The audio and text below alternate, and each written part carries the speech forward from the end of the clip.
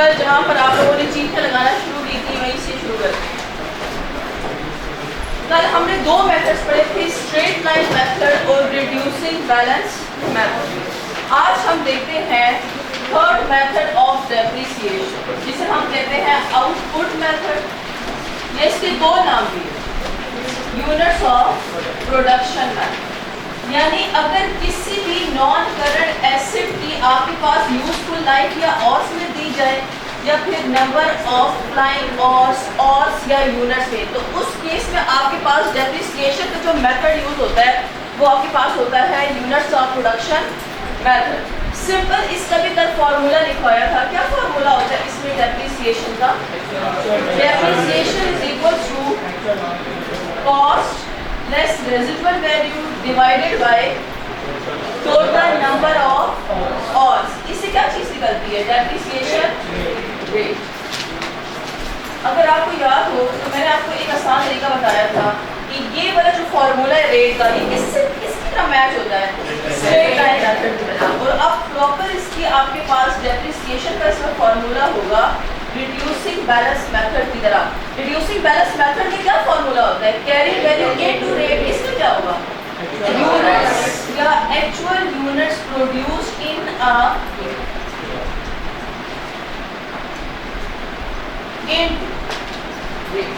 ऐसा है, पहले आप रेट मालूम करेंगे। एक बार ये रेट मालूम कर दिया तो उसके बाद फिर आप डेप्रिसिएशन वाले फॉर्मूला में पुट करेंगे। अगर आपको याद हो, कल मैंने उर्दू में एक लाइन लिखवाई थी कि इस डेप्रिसिएशन रेट का क्या मतलब होता है।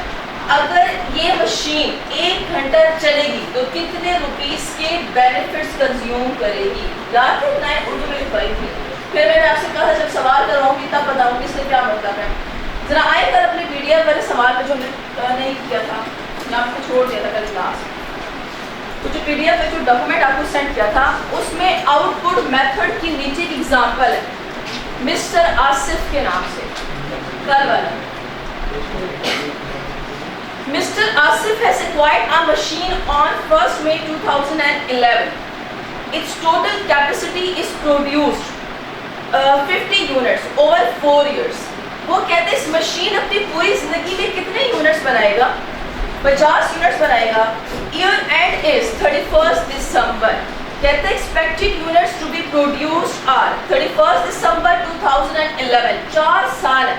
4 सालों में पहले साल में ये मशीन कितने यूनिट्स बनाएगी? 12। दूसरे 2012 दूसरे साल में 24 यूनिट्स बनाएगी। 2013 में कितने यूनिट्स बनाएगी? 4। और 2014 में 10। कहते हैं cost of machine is 70,000 with residual value of 5,000। Requirement है आपने 4 सालों की डेप्रिसिएशन कैलकुलेट करनी है। आप हमेशा जब रिड्यूसिंग बैलेंस मेथड करते थे तो सबसे पहले रेट मालूम करते थे और उसी रेट को हर साल अप्लाई करते थे। इसी सवाल में आउटपुट मेथड या यूनिट्स ऑफ प्रोडक्शन मेथड में भी आप पहले क्या करेंगे? रेट मालूम करेंगे। जरा बताएं ना रेट क्या होगा इसमें, कैसे डेप्रिसिएशन रेट कैलकुलेट करेंगे? कॉस्ट कितनी है? 70,000 रेजिडुअल वैल्यू 5,000 डिवाइडेड बाय ये पूरी जिंदगी में मशीन कितने यूनिट्स बनाएगी और उसके बाद आप इसे कबाड़ी में बेच देंगे। 50 टोटल यूनिट्स बनेंगे। बताएं कितना आया पर यूनिट रेट? रुपीस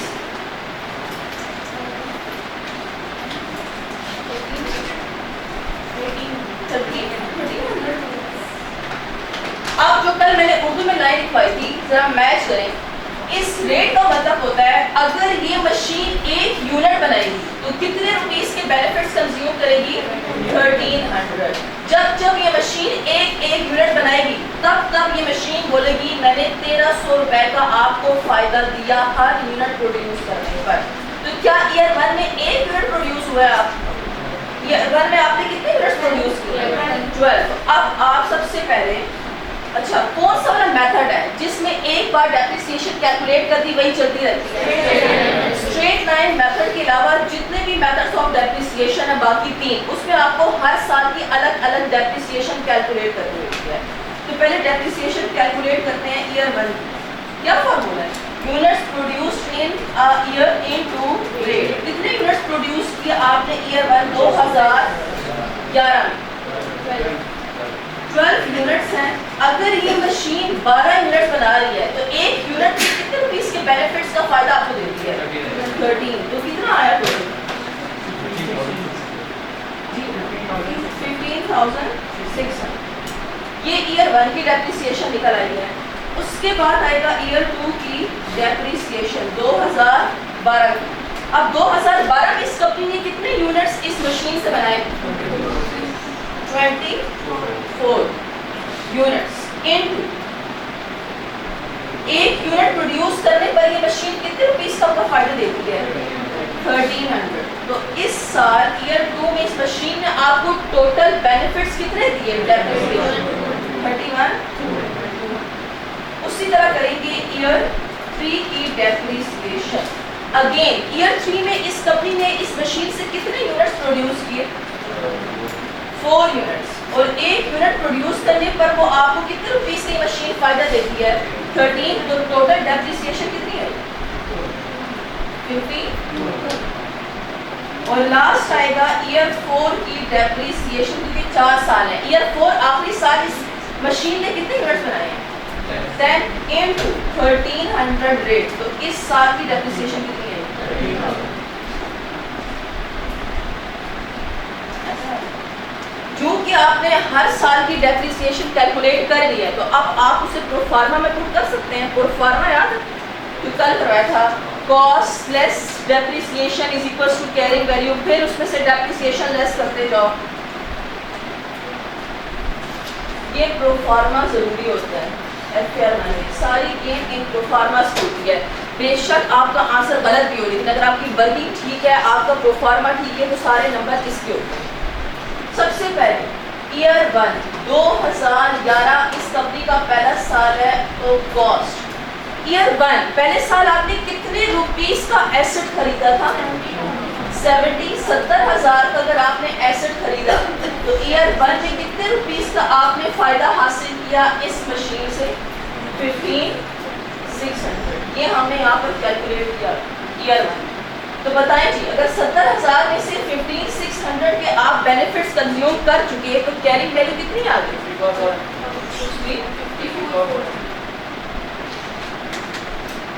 ऐसा है। अगर ईयर 1 के आखिर में कोई आपसे पूछे कि आपका एसेट कितनी वैल्यू कैरी करके बैठा है तो आप क्या बोलेंगे? 54,400। अब इसके बाद क्या एक साल के बेनिफिट सिर्फ कंज्यूम करते हैं आप इस मशीन से? 4 साल तक करेंगे। ईयर 2 आएगा 2012। अगेन डेप्रिसिएशन इस 54,400 में से मजीद आपने इस साल और कितने रुपीस के फायदा हासिल कर लिया? 31,200। यानी अब ये एसेट कितनी वैल्यू आपके मुताबिक कैरी करके बैठा हुआ है? कैरिंग वैल्यू जी। उसके बाद ईयर आएगा 3 2013। अगेन लेस करेंगे डेप्रिसिएशन, क्योंकि आपने मजीद ईयर 3 में फायदा इस मशीन से हासिल किया होगा। कितने रुपीस का? 52,000। तो आपके पास कैरी वैल्यू कितनी आ गई? 18,000। और लास्ट ईयर आपके पास आएगा ईयर 4 2014। लेस करेंगे आप अगेन डेप्रिसिएशन। कितनी आई ईयर 4 में आपके पास डेप्रिसिएशन? 13,000। तो कैरिंग वैल्यू कितनी आ गई? ये कैरिंग वैल्यू जो इस साल के आखिर में लिखी हुई है किसके बराबर होनी चाहिए? रेजिडुअल वैल्यू जो सवाल में दी। क्लियर? आपने हर साल की डेप्रिसिएशन भी कैलकुलेट कर ली है, हर साल की कैरिंग वैल्यू भी कैलकुलेट कर ली है। एक और मेन चीज होती है जो एग्जामिनर मांगता है, एक्यूमुलेट डेप्रिसिएशन। एक्यूमुलेट का मतलब होता है अब तक आप इस मशीन से कितने रुपीस के फायदे हासिल कर चुके हैं, सब सालों की डेप्रिसिएशन को एक्यूमुलेट जमा कर दो, ऐड कर दो। ईयर 1 है, चूंकि पहला साल है तो कॉमन सेंस की बात है एक साल की ही डेप्रिसिएशन होगी।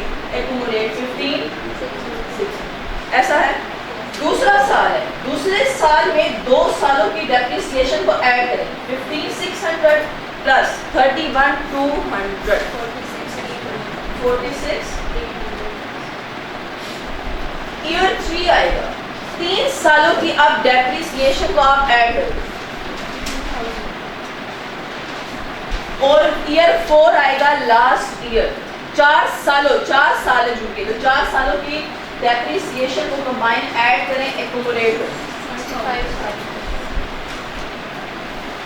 करें।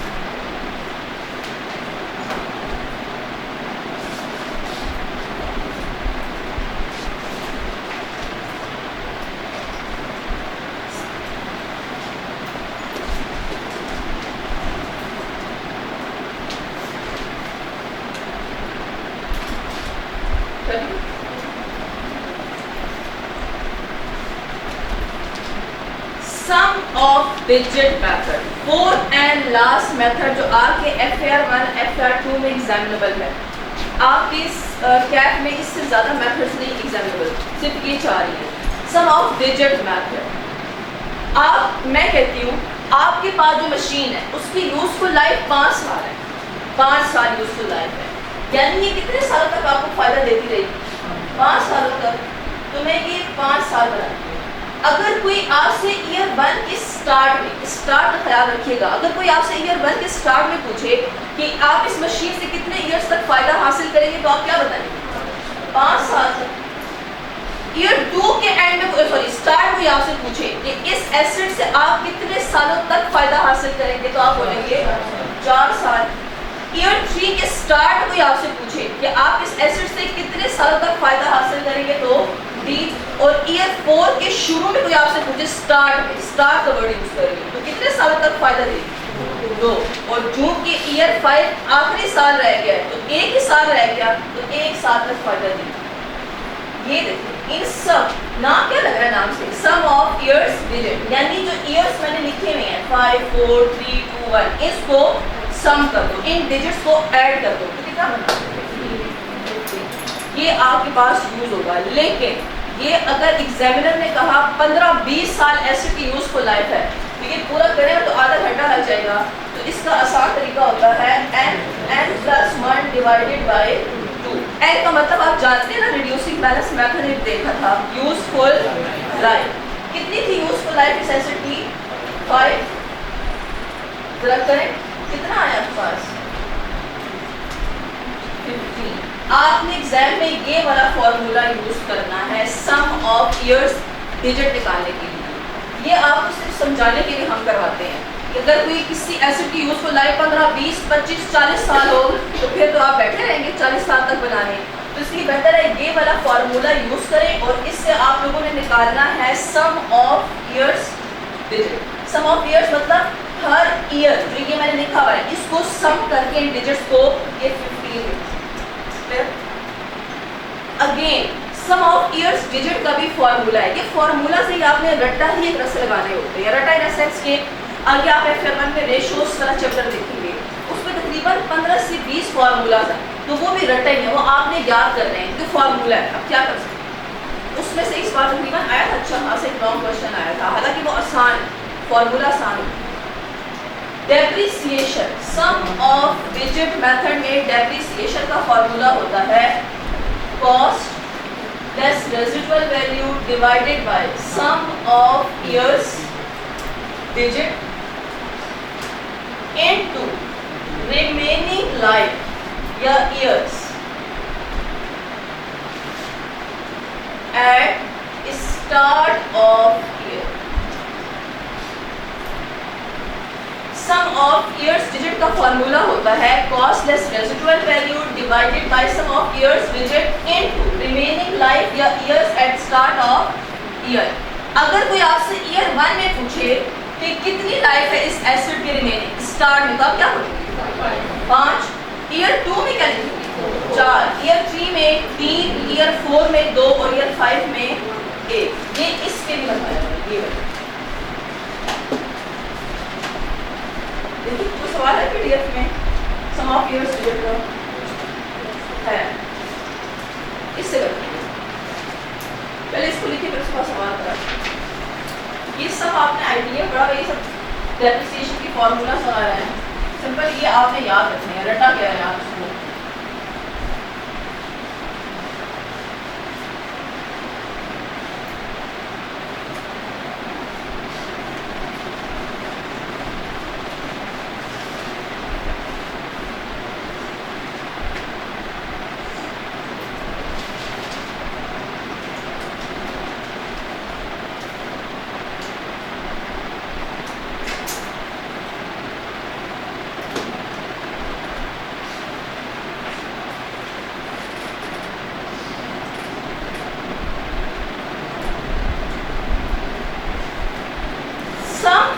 डिजिट मेथड जो है ये बिल्कुल रिड्यूसिंग बैलेंस मेथड की तरह है। रिड्यूसिंग बैलेंस मेथड में क्या होता था, ईयर के शुरू में ज्यादा बेनिफिट फिर उसके बाद कम होना शुरू होते थे। सेम आप इसमें भी ये खासियत देखेंगे सम ऑफ डिजिट मेथड में कि पहले